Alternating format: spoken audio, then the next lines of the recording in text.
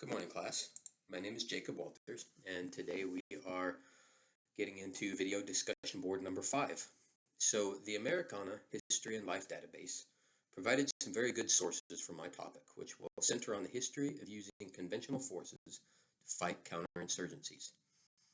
The first source, called Escaping the Iron Cage, the Institutional Foundations of FM 3-24 Counterinsurgency, is a paper by Benjamin Jensen, and it is about how the Army, and General Petraeus in particular, developed Field Manual 23-24, which is the Army's manual covering counterinsurgency. So General Petraeus took a non-traditional approach that included bringing in experts from think tanks, from universities, and even from the political arena. And in it, he gets down into the fine details of conversations between people like the then Secretary of Defense Donald Rumsfeld and his Deputy Secretary Paul Wolfowitz, General Petraeus, General Casey, just to name a few. And add to this list many lesser-known military officers and academic experts.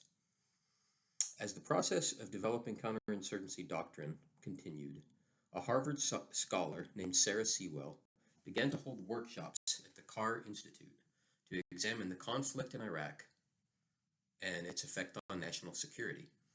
Eventually, the Carr Institute joined in partnership with the Army's War College and the Army's Institute of Strategic Studies to hold a groundbreaking workshop called Counterinsurgency in Iraq: Implications of Irregular Warfare for the U.S. Government. General Petraeus happened to deliver the keynote speech at this event, which helped to connect the Department of Defense with other government and academic communities, which eventually led not only to the development of the Army's first official counterinsurgency manual, but also to the formation of the Army's Counterinsurgency Academy, located on the American base in Taji, Iraq. The COIN Academy, COIN standing for Counterinsurgency, as it came to be known, was the first of its kind. It was a joint force school where soldiers, sailors, airmen, and Marines of all occupational specialties were trained in counterinsurgency techniques, such as language and cultural education, classes about working with foreign weapons and foreign equipment, classes on urban combat, survival skills, classes about foreign military structure and rank, how to conduct meetings using an interpreter, and of course many hours learning about counterinsurgency operations.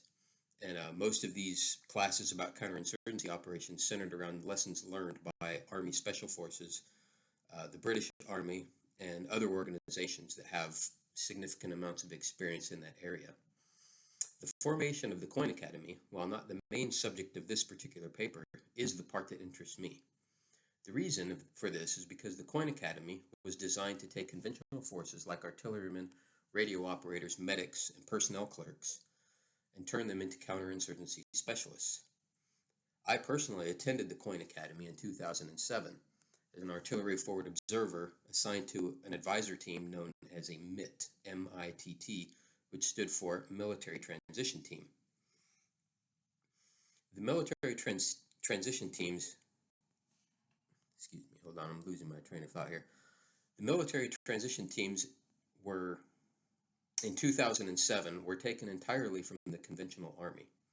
This was very similar to how the advisory teams were designed during Vietnam. The goal here was to use conventional personnel to partner with, train, and advise Iraqi and Afghan forces. A job normally accomplished by Army Special Forces. However, due to the massive scale of operations in Iraq, the Special Forces community simply could not provide that many advisor teams. The history of how this academy was created is invaluable to my topic, and I was actually quite thrilled to find this paper, and will certainly use it as my research really gets going, because of how closely it relates to the actual use of conventional forces to fight non-conventional wars. So the second paper is called The Effectiveness of Coercive and Persuasive Counterinsurgency Practices Since 1945.